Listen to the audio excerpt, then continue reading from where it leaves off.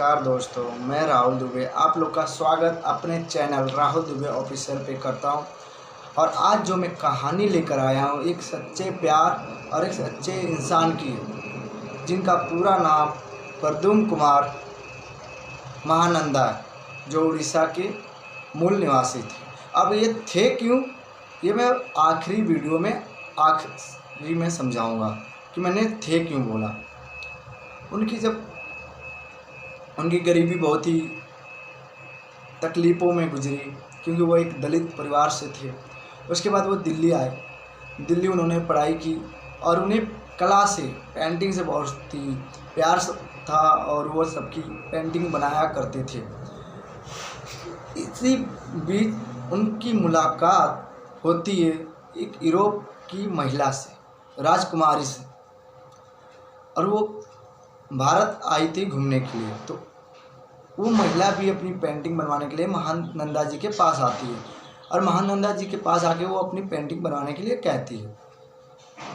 लेकिन ये बोलते हैं ना कि जब इंसान को प्यार होता है तो उसे कुछ दिखता नहीं है, और पहले नज़र का प्यार ही क्या कहना, इतना बोल शब्द नहीं है पहले प्यार के लिए, क्योंकि पहला प्यार हर किसी के नसीब में होता नहीं है, और जिनके पास होता है वो उसकी कदर नहीं करते हैं। तो क्या होता है कि जब वो उस महिला को देखते हैं तो वो जैसे लगता है कहीं पे खो जाते हैं।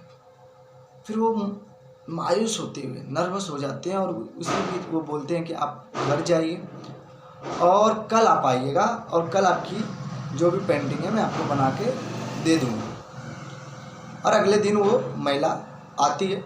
अगले दिन आने के बाद महानंदा जी उन्हें पेंटिंग देते हैं और पेंटिंग लेकर वो चली जाती है।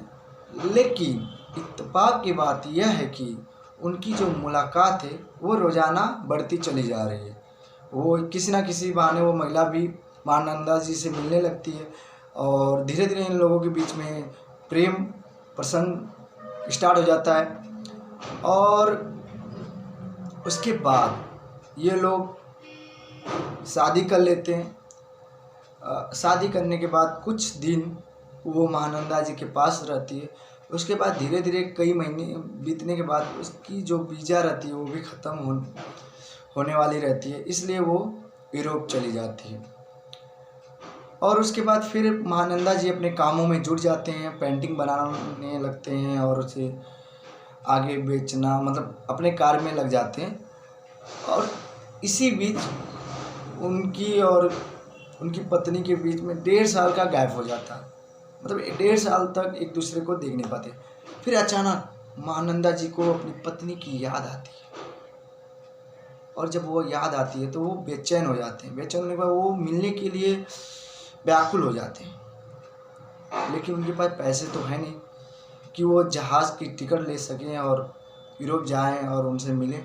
तो क्या करते हैं कि कुछ उनके पास पेंटिंग होती है जिसे वो बेचकर उसका जो मूल्य होता है वो 1200 रुपया इनको मिलता है, और 1200 रुपया को लेकर वो जाकर 80 रुपये उसमें से खर्च करके वो पुरानी साइकिल लेते हैं। जब पुरानी साइकिल लेते हैं तो उसी से वो फिर अपनी यात्रा शुरू करते हैं। और जब यात्रा शुरू करते हैं तो वो कई दिन कई महीने वो चलते चले जा रहे हैं। फिर वो कई देश पार करते हैं, कई देश पार कर उसी बीच में वो अपनी पेंटिंग बनाते हैं कि जिससे उनका बीच में जो भी उनका खाना पीना रहना है वो चलता रहे। तो पूरे लगभग 6 महीने के बाद वो यूरोप में पहुंच जाते हैं। लेकिन वहाँ के जो सैनिक होते हैं वो इन्हें रोक लेते हैं। इनके पास ना तो पासपोर्ट है, ना तो वीज़ा है, कुछ भी नहीं रहता। तो वो फिर अपनी मैरिड सर्टिफिकेट दिखाते हैं और अपने कुछ तस्वीरें दिखाते हैं। उसके बावजूद वहाँ के जो सैनिक होते हैं उन्हें विश्वास नहीं होता। उन्हें विश्वास इस बात से नहीं होता कि एक ऐसा बंदा जो भारत से साइकिल से वो भी यूरोप देश में आ गया, वो कैसे। तभी वो फिर उस महिला से संपर्क करते हैं, और वो महिला जब ये जानती है कि मेरे पति मुझसे मिलने के लिए इतनी दूर से आए हैं तो वो हामी भर देती है। हामी भरने के बाद फिर वहाँ के जो सैनिक होते हैं उन्हें वहाँ प्रवेश करने देते हैं। तब तक उनकी जो वाइफ रहती हैं वो भी उन्हें लेने बॉर्डर आ जाती हैं।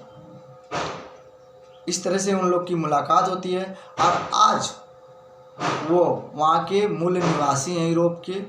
और ये मैंने क्यों बोला कि वो उड़ीसा के मूल निवासी थे, क्योंकि वो थे इस समय वो यूरोप में हैं, वहाँ पे एक अच्छे से पोस्ट पे हैं, अच्छा कार्य कर रहे हैं और अभी भी उनके शादी को 42 ईयर्स हो चुके हैं। तो मेरे कहने का मतलब है प्रेम ऐसा करो कि दुनिया आपके जैसा प्रेम करना चाहे। अपने प्यार को समझो, अपने प्यार की इज्जत करो और प्यार ऐसे करो कि दुनिया आपको देखकर सलाम करे और आपके जैसा प्यार करना चाहे। इसी के साथ मैं राहुल दुबे आप लोग का बहुत ही बहुत धन्यवाद करता हूं और कृपया करके आप मेरे वीडियो को लाइक एंड सब्सक्राइब कीजिए और जितना हो सके इस भाई को प्यार कीजिए। और मेरी कोशिश यही है कि मैं आप लोग के लिए हमेशा वीडियो लाता रहूं, हमेशा कुछ ना कुछ नया करने की कोशिश कर रहा हूं। और आप लोग का बहुत ही बहुत धन्यवाद एंड शुक्रिया।